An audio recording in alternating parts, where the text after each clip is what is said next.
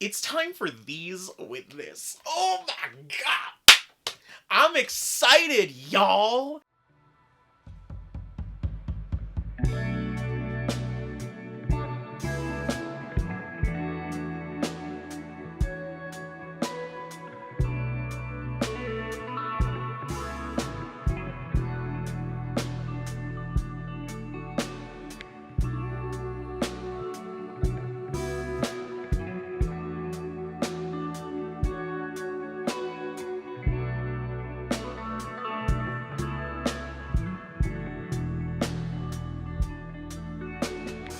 Hello everybody. It's been a minute, but how's everyone doing? You probably already saw the Cody Co video, but if you did not see that and you're just coming to this one, please go check out that other video. It means a lot to me if you did, but that doesn't matter because today we are going to be reacting to the album that has been anticipated for me, just like if you're watching has been anticipated for you. I am going to be listening to Khruangbin's fourth studio album, Sala. I am so excited about this. This is great. I kept my word. I only listened to A Love International in May 9th. All the other tracks, I do not know what they are. I haven't listened to them. I have not listened to any of these tracks. So this is all gonna be new. And I'm just, guys, I'm so excited. I'm so excited for you all to listen and hear and watch my reaction. Come on. I haven't even had this yet, and I'm already just my brain on a spiral. So to kind of recap, like I said, reacted to A Love International in May 9th, back I think like a month or so ago, 2 months ago maybe. It's around that ballpark of time. And I said that I was going to react to this album, and I patiently waited. I didn't look at the other songs. Pon Pón or Pon Pón was the other track that came out, but I did not listen to that because I was waiting in anticipation for filming this video. This is 12 songs, and it runs about basically almost 40 minutes, which is perfect. Just know that before we start, if I don't talk a lot about May 9th and A Love International, it's because I did extensively on the last video that I made. So if you want to go check that out, that's fine. So we are gonna pop one of these. I actually can't show this on camera, so this part, you know, you're gonna have to imagine that I do. So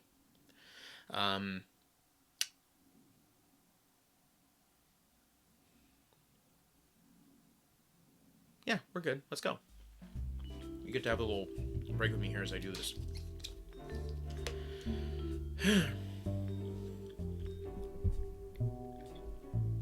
How's everybody's day going? Is it going good? Got a little stuffy nose this morning.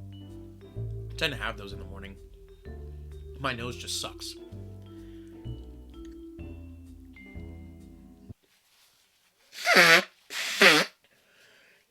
So one last thing before we get started, a little recap for Khruangbin. Mark Spear, guitar. Laura Lee, bass. DJ Johnson, drums. They're both all equally amazing. You know, this clip. Remember this clip?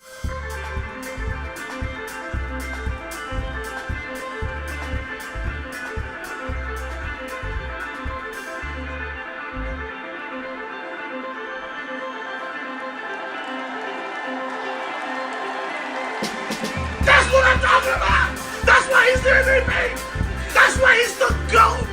The GOAT! I'm telling y'all, it's like Christmas morning right now. Just like how I felt with Jungle is like how I'm feeling with this. It feels so good to just jump into a new album that I have barely heard any of the songs. The fact that I've only listened to 2 when there's 10 more that is fresh.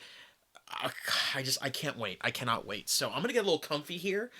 And we're just gonna listen together and enjoy ourselves. I'm gonna get a nice another pillow right over here, just so you can't see the fat that I have. I'm fat. Keep this in, Tyler. You know, we love the vulnerability on this channel. All right, so if I butcher some of these names, you know, I'm half Mexican, so you would think that I'd get this right, but, you know, anyway, that doesn't matter. So let's just start off with track number 1 entitled 1553. So let's see. Okay, I'm excited. I'm gonna turn this fucker up. If the mic catches a lot of it, I apologize. I'll do my best with editing when we do this, but without further ado, here we go.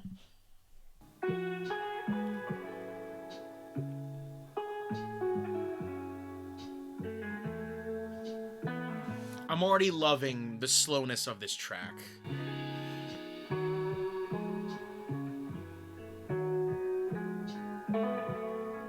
Just know I'm probably going to be closing my eyes to a lot of these tracks. I like to envision myself in a different world when doing this, so just sorry if I'm not...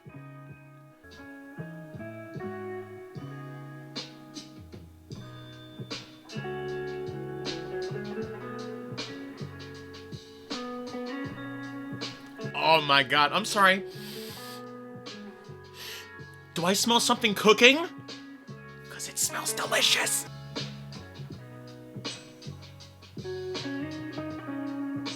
Oh my. Yes.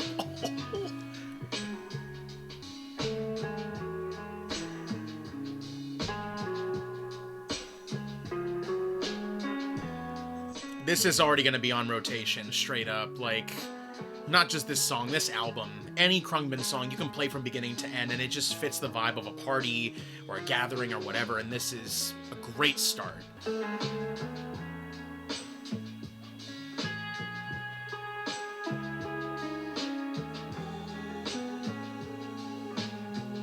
That classic.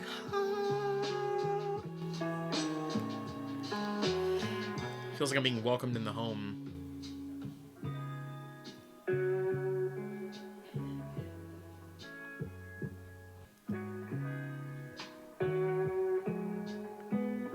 God, it's so soft with it. It's so soft with it. It's so fucking awesome. Like, just like hear that. Ooh.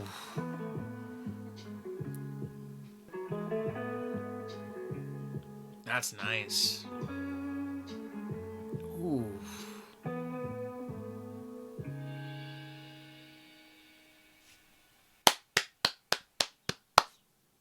And then it transitions into May 9th. That shit was a banger. That was nice. I love just the smoothness with it. It's just, it feels like sometimes when I listen to these songs, like the way that they like compose them, put them together, it feels like sometimes I'm listening to like a Santana album, you know, with the way that the guitar is. I've mentioned this already about Khruangbin, but I really just love the way they work in harmony with each other. Nothing ever feels like one is more off than the other. They're all just in sync with each other. It's beautiful. It's really amazing. It really puts in perspective how every album that they've just released at this point, everyone has gravitated toward, because it just gives you this feeling of like fucking happiness and just this feeling that you can't really describe. And that's part of the reason why I listen to Khruangbin, is that like whenever I do stuff like this, or whenever I'm out somewhere, or whenever I'm, you know, on vacation, I like to put their music on because I just feel good. I feel really, really good. Excellent first track to start. 1553. I wonder what these titles are going to mean until after the fact, so I'll have to look them up after. So next up, we move on to May 9th. I think this is a track that a lot of us already know. This is one of their most beautiful tracks on the album, at least from what I've heard up with the two singles. I Love International feels more like obviously upbeat and exciting in some aspects, but this one just feels like it's made with so much love and care. So let's give it up for May 9th. Let's go. See that. Ah, that transition with little tweeting birds out there. Again, I'm not gonna have much to say about this one, so I think we're just gonna like let the song play, and then we'll move on to the next one. But catch my vibes while you're at it, huh?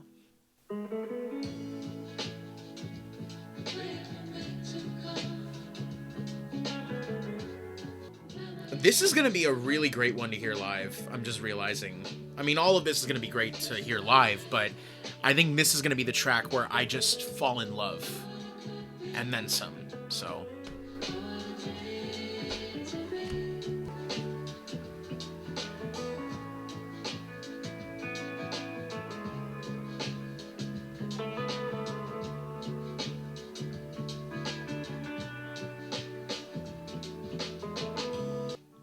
that's just another great track. It's just, there's nothing but good shit here. That's the thing that I love about this album so far, is that it doesn't feel like there's any misses. So, I mean, I've already said it before and I'll say it again. There's not much to say about it. If you want to know my extensive thoughts, go check out the last video. Now we move on to track number 3.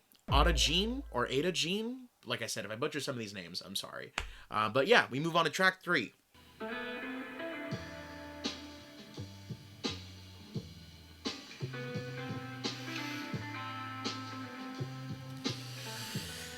Oh boy.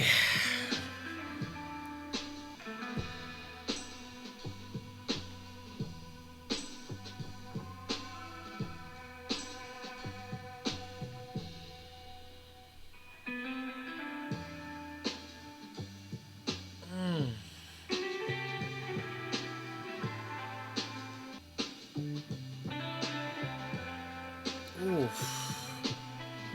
God, Mark, could you not? Could you not, please?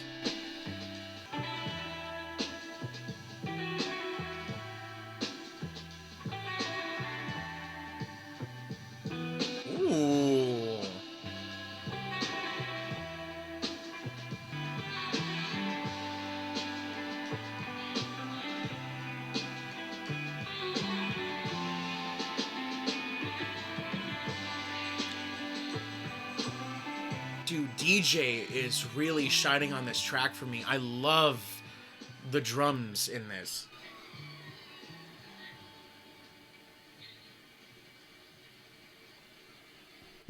Okay, that was Adagine, or Adagine, one of the two. I mean, that's just a classic Khruangbin track right there. There's not a lot to say about that one, really, other than it just, like, I just get transported.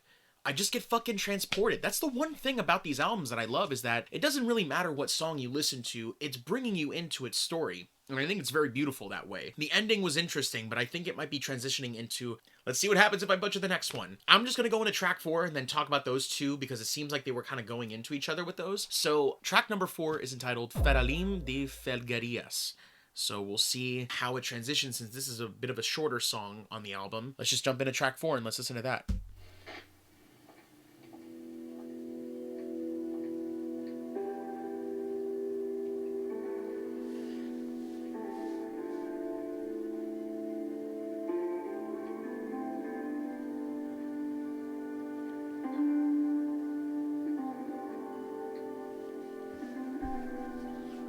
Very experimental, very ambitious.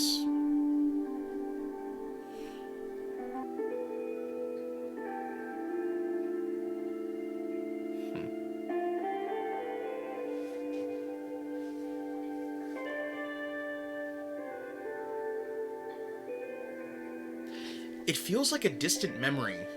It feels like a part of their past they're putting into this. For some odd reason. Yes, I feel that's what I'm getting out of it, but I could be wrong.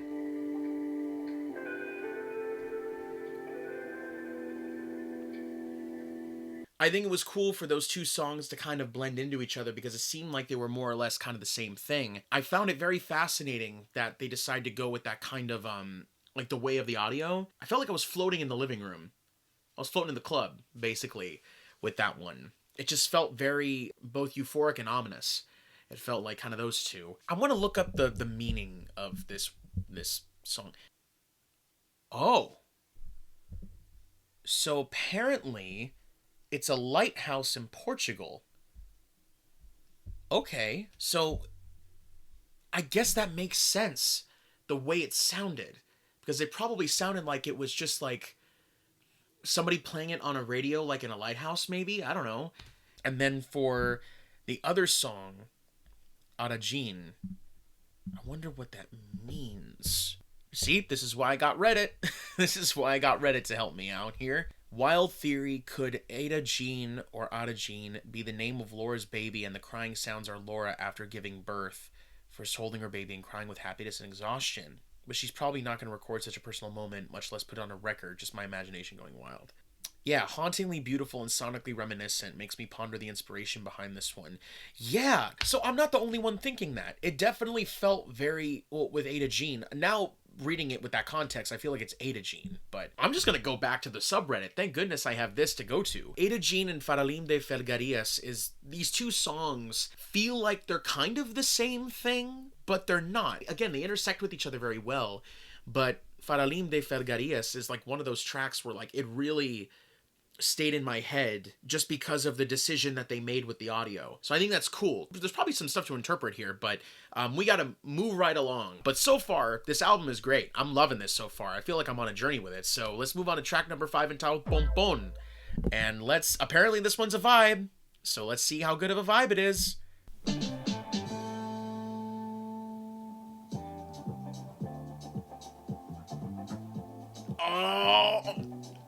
Oh shit. Ooh. I'm sorry. You didn't close the door because I still smell it cooking in the other room. Oh, whoa.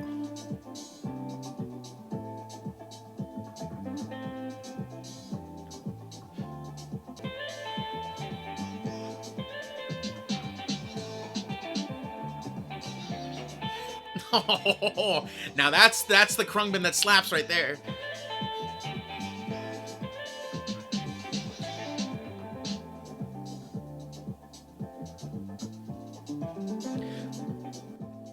Okay, y'all, hear that.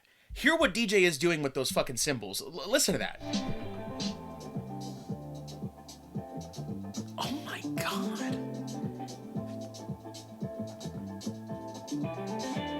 hear Laura's bass in that?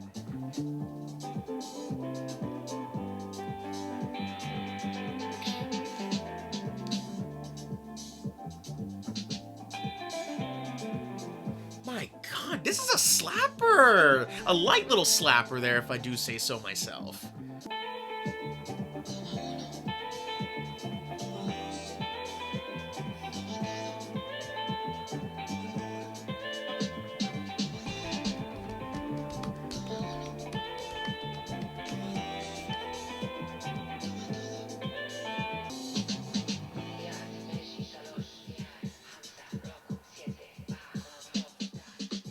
I feel like I got a Vogue when listening to this song.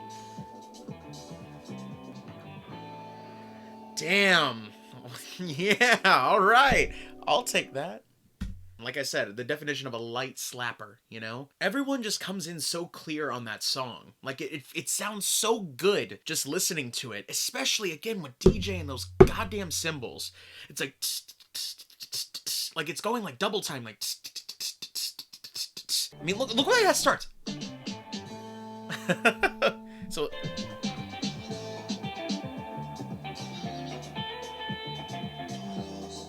Oh my God.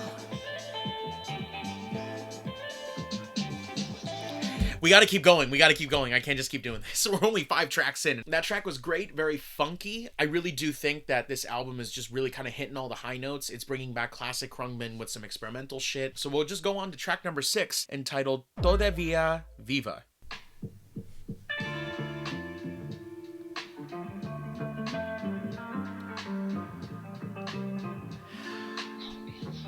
Oh! I feel like I just walked in the bar. Hey, yo, bartender. Give me a whiskey. Neat. Thank you, boss.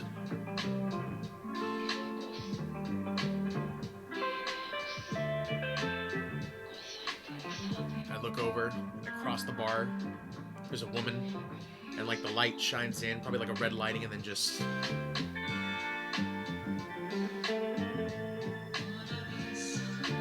Oh, okay.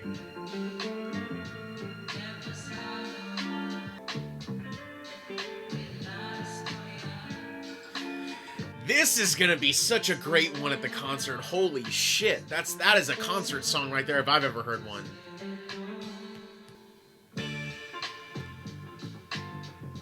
Oh! No, we're going back. We gotta listen to that again. Hold on, hold on.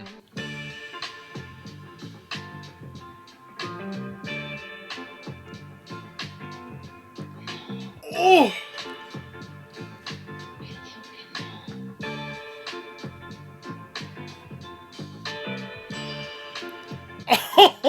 Oh, yeah!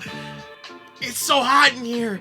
It must be the thing cooking from the other room. I feel like I'm just riding down the street at like 1:30 in the morning with the windows rolled down, smoking a cigarette or something. Just ooh.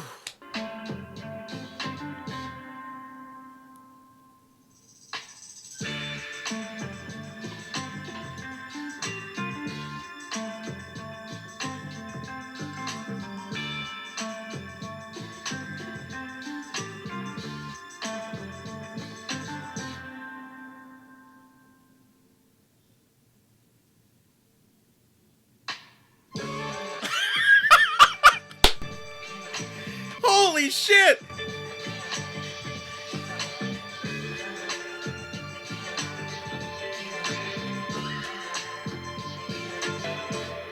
Wow! Wow! I just heard the applause at the concert for that one. Holy shit! That is the best track on the album! That's so crazy! That was like... This is something I've realized with Khruangbin that, you know, people may or may not talk about this, but I feel like I can address it at least here. They start off simple. They go, you know, low. And then they work their way up the meter. So then when it gets to the very, very top, like where Frame is here, it just, boom, just goes way above. And I think that end part, while I was playing it off as a joke, I was kind of upset that I didn't get to hear it. So let's go back to that one more time.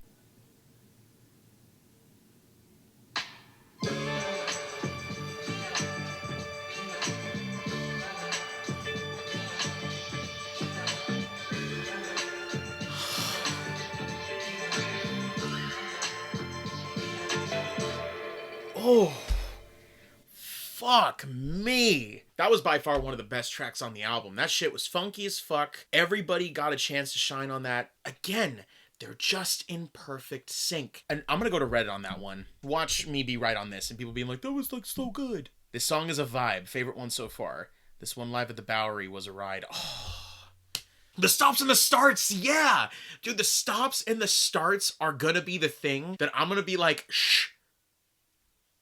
That's so good. I'm enjoying myself right now, man. This is incredible. This is great. All right, well, let's just move on to track number 7, which is entitled Juegos y Nubes. Oh, God. Juegos y Nubes. Juegos y Nubes. Juegos y Nubes. I have to do it a couple of times to get there. All right. Juegos y Nubes.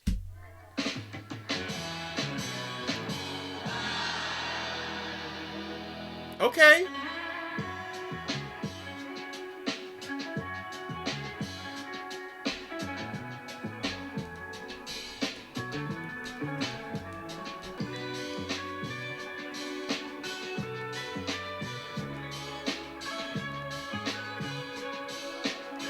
Dude, I'm getting the universe smiles upon you vibes with this one.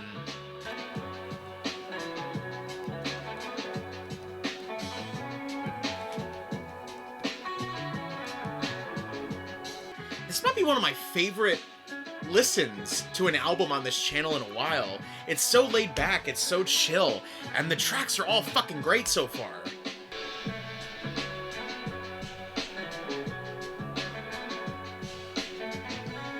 That man be tickling the stuff up in my brain right now with the way he's hitting those.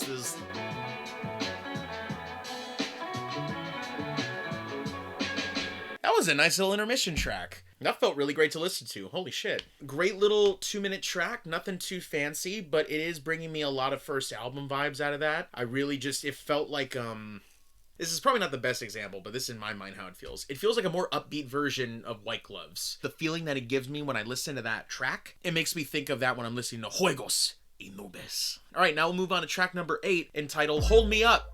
Thank you.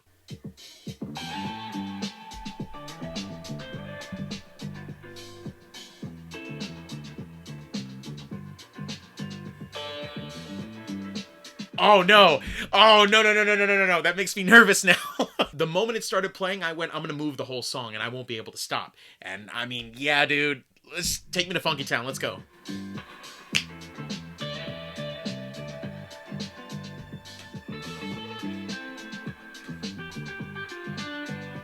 Dude, this is what DJ does best. Like... Oh! Those...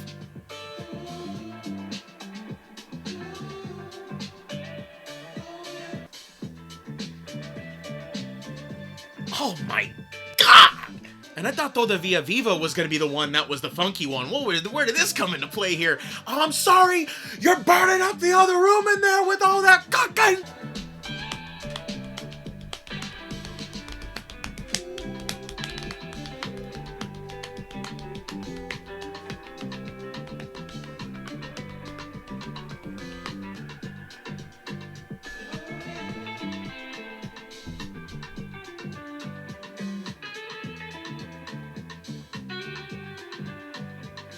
I am gonna vibe so hard at this goddamn concert.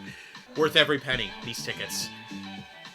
That was amazing. That was such a great song. So Hold Me Up, Thank You was another great track. Again, like I said in the reaction when I was listening to it, Todavía Viva was one of those tracks that I thought was going to be the funkiest one. But then this song came in and was just like, no, let me tell you what funky is. Next stop, Funky Town 2.0 right here. Somebody said they heard a riff from Pelota, which honestly, I heard that too. Right when they said it was like a, ooh. There it is. This album is hitting pretty hard to a point where it might actually be pretty damn great. It might be really up there with the other albums because I love their earlier works. Like I said, I wasn't a huge fan of Mordecai, but The Universe Smiles Upon You and Con Todo El Mundo, those two albums were just incredible. All right, here we go. Let's move on to track number 9 entitled Caja de la Sala, which I think I got right the first time, so we're just going to roll with it.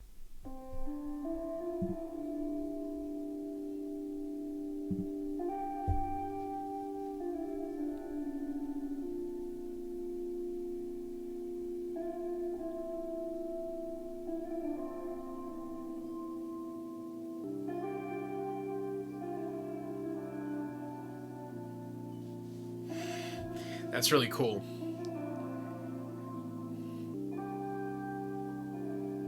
I feel like I'm seeing like a flood of memories coming through my head when I listen to this. Like just, oh, I miss you, like all this stuff just...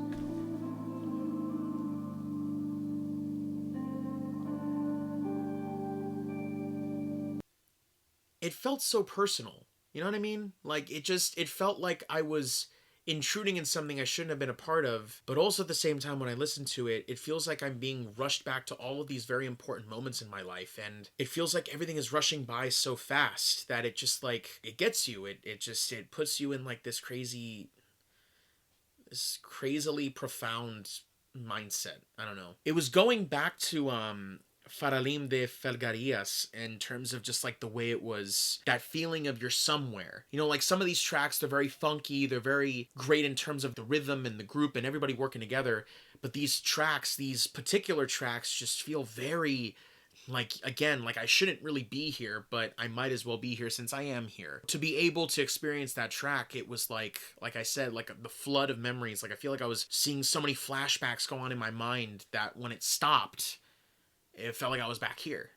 You know, it's like, that's just the power of what I think the sound was when I was watching that. It was just very powerful. So we're down to the last 3 tracks. Funny enough, with track number 10 being called 3 from 2.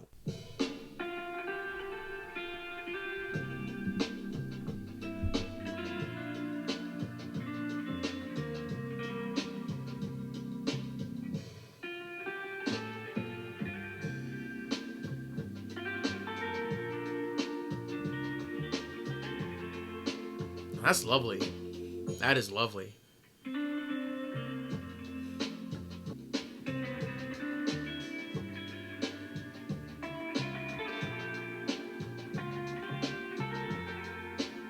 This is so nice to listen to. This is really beautiful. Mark just understood that sound. Like, you heard it a lot throughout the albums, but it feels like he truly understands how to use it, and it just gives you like this feeling of nostalgia when you listen to it, you know? But nostalgia in like almost this feeling of, in a way you can't describe, but this is the only way that it's being described to others. It's like someone is finally speaking up on it, and these are the right words, but it's just from the musicality of it, you know? It's lovely.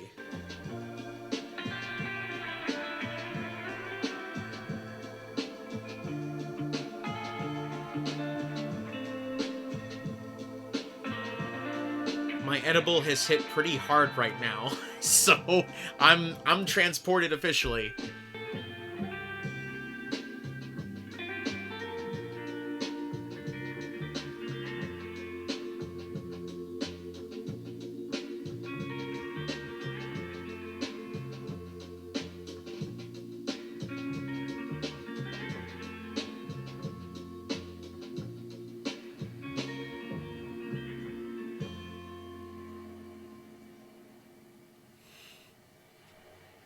Y'all, are they about to make a 10 out of 10 album right now? Is that gonna happen? It's definitely a 9 right now. I mean, like, fuck me. This album, it's hitting you from all sides here. It has so many different elements that you can love, and it's very replayable just in terms of, like, if I were to jump back into this album later down the line, which I'm gonna, I would put this on in the background and just let it play. Every song just has its own unique personality. It never feels at any point like it's trying to one-up itself. It's hearkening back to the stuff that they know what they do best. I think that's kind of what I heard, was that they wanted to go back to previous albums and kind of build from that inspiration and add it to this album to sort of kind of be like, you know, it feels like a full circle moment. And when I listen to this, I just hear so many elements from so many different albums, like stuff from Con Todo El Mundo to Mordecai, all the way down to The Universe Smiles Upon You. All of it just comes back here. Even stuff like from 3 from 2, I got like a little Calf Born in Winter vibes from that. It just felt very relaxed and very calm. Especially that ending. I can't get that ending out of my head. Like,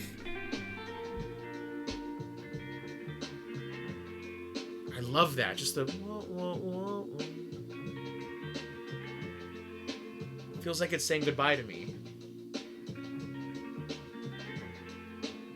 That's lovely.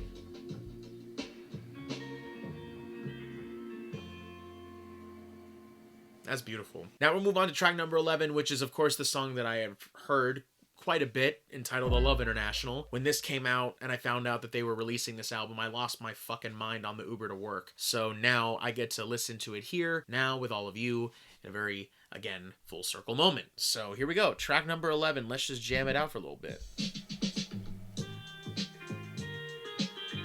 I mean, we don't really have to discuss it. It's been pitch fucking perfect this entire album. I think Laura, Mark, and DJ, if you try to be like, oh, well, they're not as good as people say they are, show them this album and really tell them otherwise, because pretty much every track on this is just pitch fucking perfect.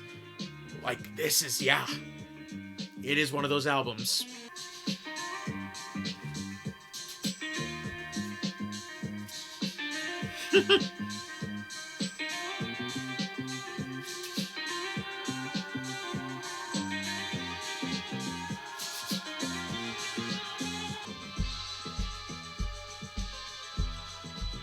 I had nothing to say about that one, really. I probably just skipped through a lot of it, but yeah, like, I've already talked about this at length. It's a great fucking song. I love the music video and everything. It's fantastic. So now we'll move on to the last track of the album, entitled Les Petits Gris.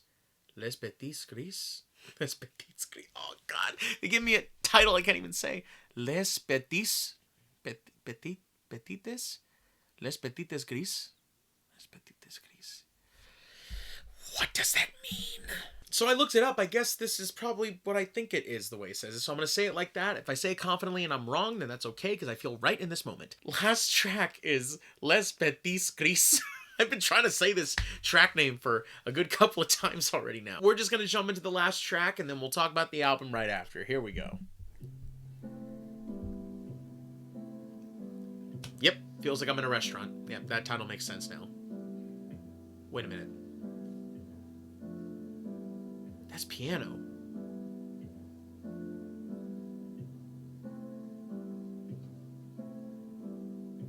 That feels weird. Who plays piano in the group?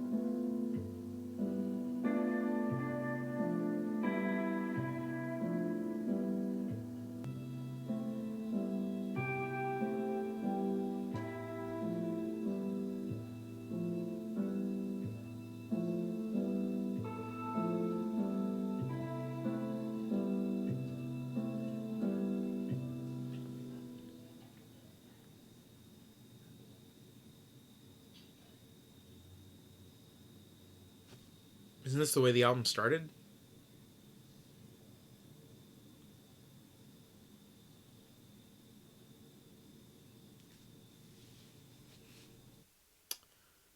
Wow. That was a very unexpected last track. I didn't think they were going to use piano, let alone it even being that level of slow. It feels weird to follow I Love International and then go into that song. I wonder why they called it that, though. I'm not exactly sure why. I would like to know more about it, but I guess that's what the subreddit's for. So let me read this. This is from Pandem Rurson. Random person, but it's Pandem Rurson. So beautiful. Great way to end the album. To me, the song has the same acceptance and happiness after the melancholy sadness feel as How Nothing feels by The Promise Ring, except Les Petits Gris is more solitary, akin to that momentary pause after a real hurt or cry where everything levels out. You're almost floating before realization pulls you back flat on the ground. Dude, what?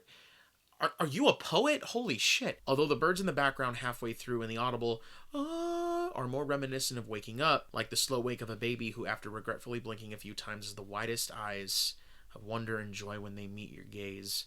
But at the end, there's the outdoor bug cricket noise of sitting outside at night after a sunset or rain. So the song is almost like a cycle, although the nuances are subtle, as it doesn't stray too far in one happy, sad direction, but both at the same time. Yeah, 1553, yeah. So album starts and ends with the same, only this song adds that machine-like hum room noise. Take the song title translation, The Little Grays. The Little Grays! Reminds me of the beginning of Clair de Lune. Expect there'll be some comparisons to Zionsville. But Zionsville, I don't know. And you know someone is going to turn this into a multi-hour YouTube video loop along the lines of the lo-fi girl aesthetic. Yeah, it did sound like that kind of thing. I really honestly think that track was very...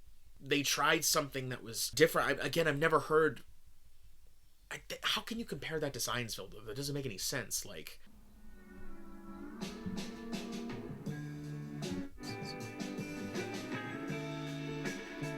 This one's too upbeat, though. It's not like that track. Like, compared to that, and then go to this, like, listen to this. It feels like an end.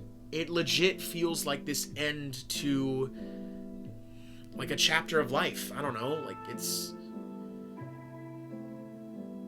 It also feels like, one of those tracks you would see, like, at the end of a film where, like, somebody passes away or something, and it's, like, sort of like the montage of people going about their lives and doing their thing.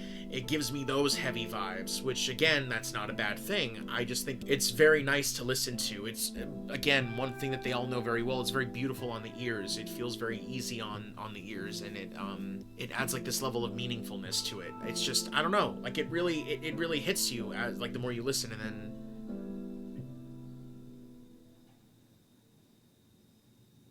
You just sit in your thoughts. Look around.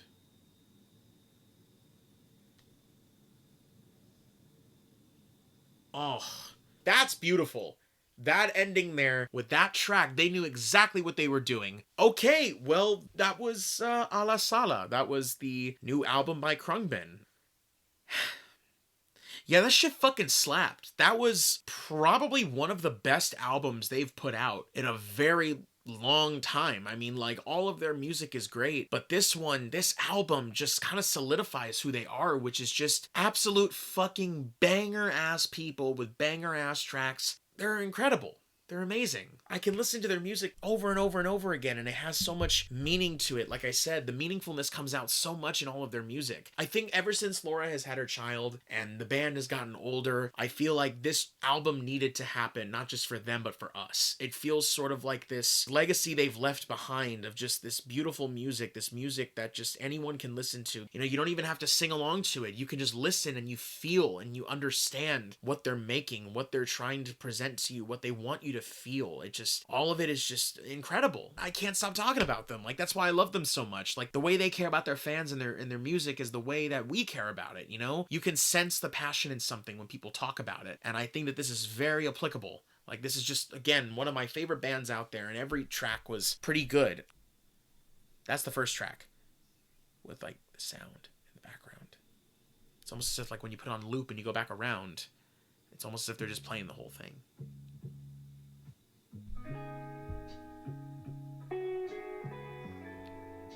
And the way this sounds with the amplifier noise, like that sound, it feels like it comes out in that last track too. I want to listen to Farolim again. That's probably the most experimental of the entire album. That's the one that's going to be a little divisive toward people, because you'd rather hear it uncompressed and great, but when you hear it like in this kind of way, less people are interested to listen to it. But I also could be wrong, because I would listen to this anyway, so I just know some people, the way their ears are, like, programmed, they hear this in a certain way and they're like, but the art is here. And then Ada Jean. God, I'm getting, like, fucking goosebumps just going back to this again. Man.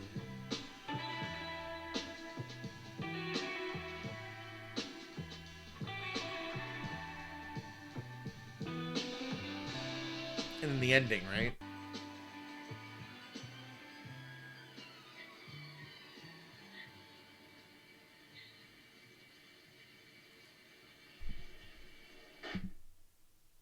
Oh, and then it goes, it's ecstatic.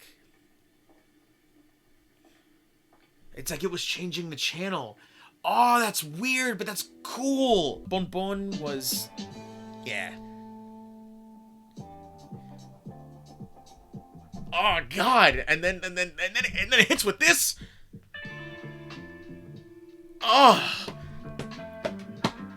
this is gonna be so much fun to listen to. And then it was like hard for a second, but I mean,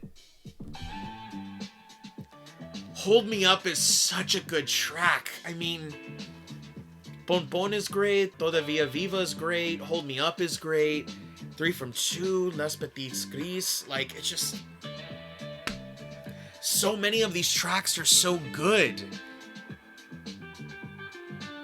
I mean, dare I say, it's a pretty perfect album. No lie there. You know, I could be biased here when I say it, but I think a lot of people agree, which is why they have such a big fan base and why their most listened to song has 235 million streams next to the next one, which is 101 million. I think the reason why a lot of people gravitate toward their music like I do is because the orchestral feeling of it, like the instrumentation of everything, you want to hear that more than lyrics sometimes, which I feel like I'm contradicting myself when I say that in terms of like what I've said about Jungle, but they know what they are versus what Jungle was doing, which was basically using the modulators and stuff like that, and you're not really able to hear them, so it's like you want to sing to the music that you're dancing to. With this, it's like they know when and when not to put lyrics in, because a lot of their music is instrumentation. And when you hear the tracks that have lyrics in it, the stuff that they did like with Leon Bridges, it works beautifully. It works so good. And so this album, when it has the lyrics, it fucking slaps, and it doesn't need a lot of lyrics to get you there. It just needs enough to make you feel a certain way. I think this is just probably one of my favorite Khruangbin albums. It's very much toward the top. It's very difficult because The Universe Smiles Upon You and Con Todo El Mundo are two that I love a lot. So I need to really listen to this album before I give like a consensus in terms of just like, you know, where it's going to be on that roster. So a ranking would come up soon if you're interested, but I doubt anyone would be. But if I were to like, at the moment right now, I guess if I can discuss my thoughts right now, like where it stands, I think this album,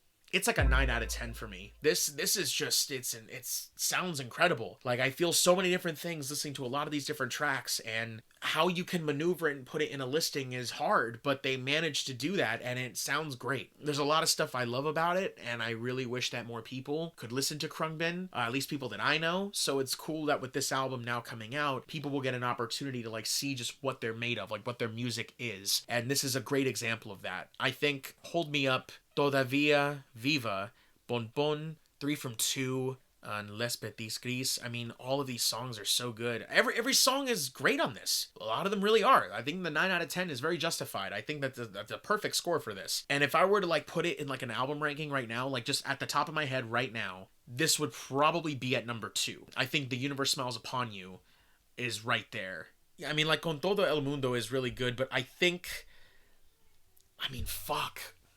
Is it possible this could be number 1? It's very possible. But I think The Universe Smiles Upon You might take the top part. I think Universe is number 1, and this is like number 2. This is a really close, near perfect album from Khruangbin. This might be some of their best work to date. I mean, coincidentally, like, it's been 10 years since their first EP, so I think it's great to see, like, from 10 years ago to now, where they've evolved and where they've, you know, come from. And it's amazing. So this is a 9 out of 10 album for me. This is fantastic. I highly recommend this album if anybody wants to know what Khruangbin's all about. This is like sort of their greatest hits come together in this. And I think that last track especially is so different from some of the stuff they've done, but yet has the heart and soul and tone of what Khruangbin is. So I think that's why it's a beautiful track as well. Yeah, there you have it. That is my album reaction and review for A La Sala. I think this is probably one of their best albums to date and is very much up there with the first album. I just think that this is like, I am so sorry to say this. This is going to sound mean, but let me land a second here. The way I feel about this album is how I thought I was going to feel with Volcano. But these are two completely different albums that I can't justify myself saying that too. So all I can say is that the return to form that I was mentioning, that phrase, feels like this with Khruangbin, but they never left their form. They've always been there. To Mark, Laura, and DJ, y'all are doing some phenomenal fucking work, and I will continue to support. I will be seeing one of your concerts in August. Let's not get COVID again. And hope it's going to be just as good as listening to it here. But let's be real, Khruangbin live is so much better than the albums. They sound fucking amazing live. So the fact that I get to be experiencing it is just on another level. So hell yeah. That is it, everybody. Thank you so very, very much for watching this video. If you would like to see more of my album reactions, there's a playlist for that. If you want to go check out my more in-depth look reactions to A Love International on May 9th. And also go listen to Khruangbin. Again, I love these peeps so much, and they do some incredible work. And based on the way this album is going, it's probably going to be one of the ones that everybody remembers because of how just fantastic it is. So that's it. Thank you all so much. I hope you have a great rest of your day. Take care, stay safe, and as always, happy Khruangbin listening. Take care. That was great.